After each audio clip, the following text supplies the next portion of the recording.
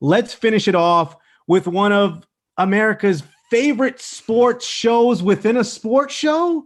And that's what we're going to do here. I'm going to bring in Quigs, and we're all going to play the game Pretender or Contender. I'm going to give you both a team, and we all will talk about that team and give our opinion on whether we think they are for real or not.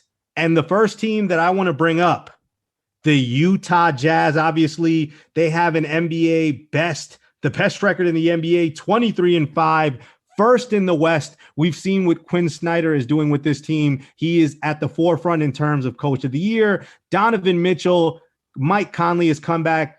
Bogdanovich has come back from injury as well, played well. And Rudy Gobert, obviously the defensive anchor down low. Galata, I will start with you. The Utah Jazz, pretenders or contenders?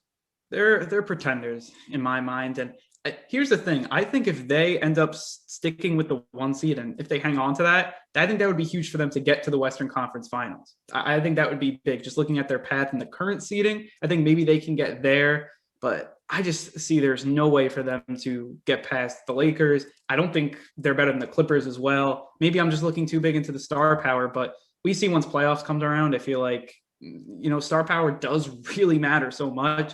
And this team, Donovan Mitchell's playing outstanding, but would you put him at that level, especially in the playoff series with LeBron, Paul George, Kawhi Leonard, all those guys, AD?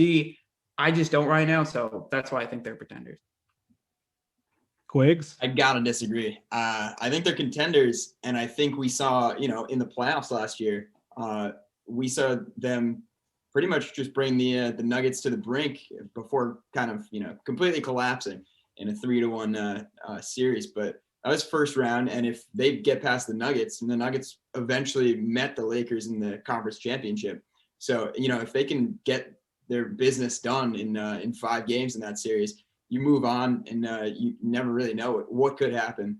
But I'll tell you this: teams that go 18-1 in any stretch should definitely be considered contenders.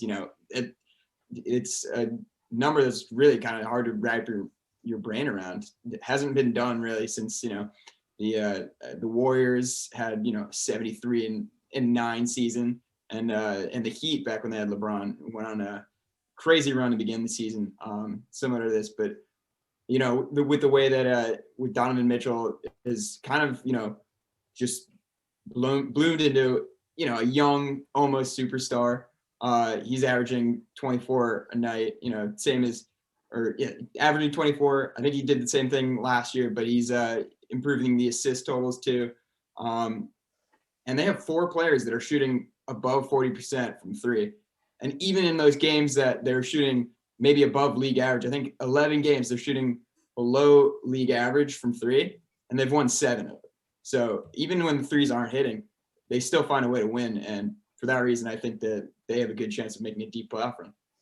Yeah, Galata, you're on your own with this one. The Utah Jazz, as of this moment, they are contenders. And if you go back to the bubble and you remember, they really got railroaded by injuries. Mike Conley goes down, Bogdanovich goes down, and that really, I think, played a huge factor. While it helped Donovan Mitchell emerge, and now for the Jazz, they put him as the primary ball handler, as their point guard, and he's flourished in that role. But still, that played a part in them losing to the Denver Nuggets. And I think Quiggs brings up a great point with their 3-point shooting. They have a bunch of guys who can kill you from deep. And that's been the knock on Quin Snyder and his teams. They can play defense, they can lock you down and hold you under 100, but can they score 100 and take you to the finish line? That had not been the case. But this offense, they're potent. And when Jordan Clarkson, who right now is probably the 6th man of the year, at this point, with what he's been able to do and being that dynamo off the bench, scoring the basketball, he had 40 the other night and really spoiled a great performance by Ben Simmons against the Sixers.